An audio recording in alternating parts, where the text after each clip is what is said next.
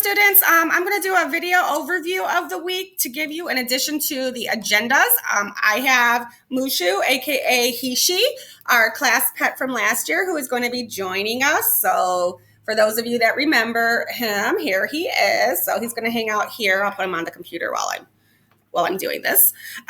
Okay, maybe he wants to really go on. Okay, let's just put him on me.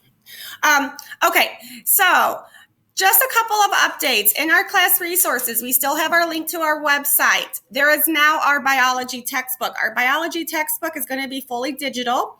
If you have Mr. Rock or I don't know if other math teachers use this, we're using CK12 as our digital textbook.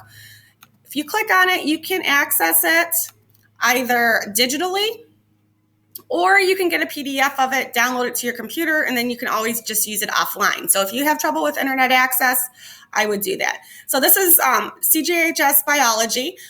It's kind of, I curated it from the materials there, so it's more specific to us. So this is what we're going to be using, and it's actually going to kind of be in the order that we follow, although oftentimes we'll go back and forth, like between cell biology and ecology. Molecular biology to cell biology will crisscross, and a lot of the themes will come up over and over. So if you want the PDF, and actually you could probably annotate it, you can just download it right here and it will open up the PDF version for you. It is like 400 pages, so I don't know how much room that will take up, but it also has hyperlinks to direct pages if you need to, but it's the same exact one. Whoopsie, that's not what I wanted to go to.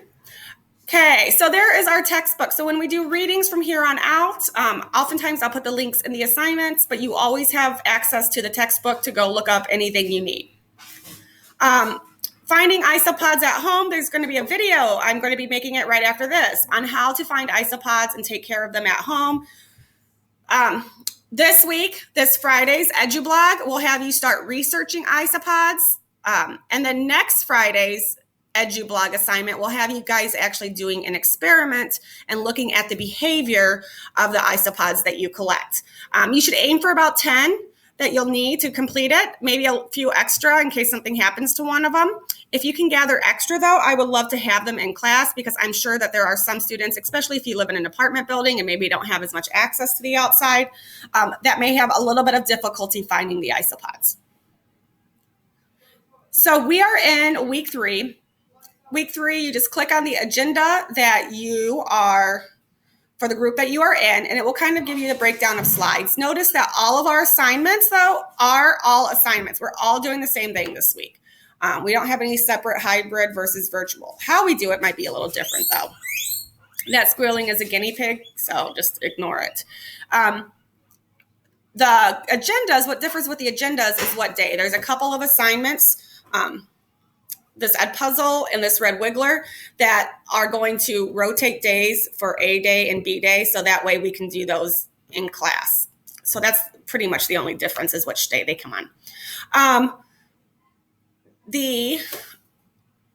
start with the virtual students. All of the links, it's pretty much just rearranged, but all of the links in here take you directly to the Google Classroom assignment as a reminder.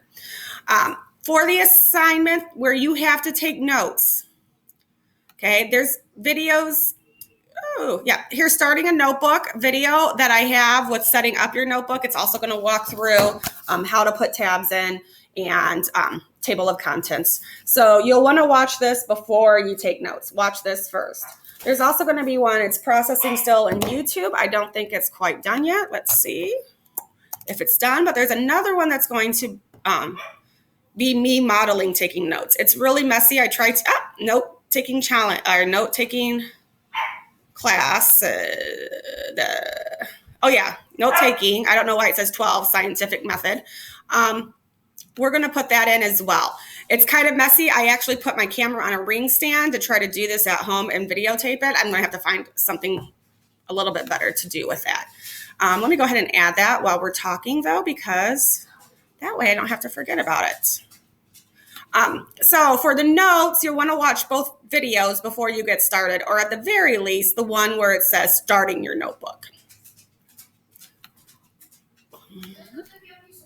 Okay. The other things that I wanted to tell you about, just so there's more clarity in it, save that, is Red Wigglers. No, let me do the Ed Puzzle. The Ed Puzzle, there's a characteristics of life Ed Puzzle. When you are in it and in your agenda, it will say that hybrid students will do this in class. We'll do it as an Ed Puzzle live. And we'll do it as a whole class. You will still screenshot and turn in your score at the end. Virtual students, you are just going to do this at home like normal. So you're going to have to go to edpuzzle.com, log in to Ed Puzzle, and then you're going to have to complete the Ed Puzzle. You need a 70% or higher to receive credit. It's either all credit or no credit. If you score 70% or higher, screenshot it and upload it to the assignment, mark it as done. If you score below a 70%, email me and I will reset it and you'll do it again. Okay, so if you're a hybrid student, you'll do it either Monday or Tuesday, depending on which day you're in class, because this is something I like to do in class. If you're a virtual student and would like to tune in to Google Meets and to live events, Tuesdays are the days to do it. Okay, so if you would prefer to participate in the Ed Puzzle live instead of just doing the Ed Puzzle on your own, okay, virtual students, this is for virtual, 100% virtual, or people that are home for quarantine, 10 days, okay? So you need to go to the Google Meet that's in Classroom,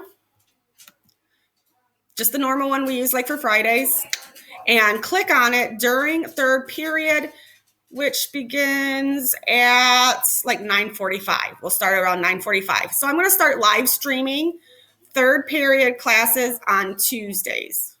Got it? So third period classes on Tuesdays will be live streamed.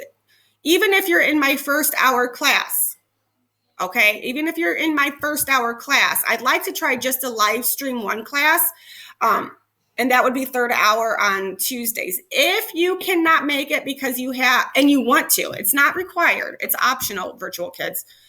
But if you want to attend, but you have another Google Meet instead, just email me and I'll set up another time for it. But Tuesdays and Thursdays, that's with our hybrid B, Group B students. I will be live streaming during those times for anyone else that's absent sick, absent quarantined, not here because they're virtual only students. Okay? So just to give you a heads up, Tuesdays, and you know what? I'll write it up here in our class resources about how to join Google Meets on those days. The other thing that's going to differ for days between the two groups are Red Wiggler characteristics. It's a lab in class.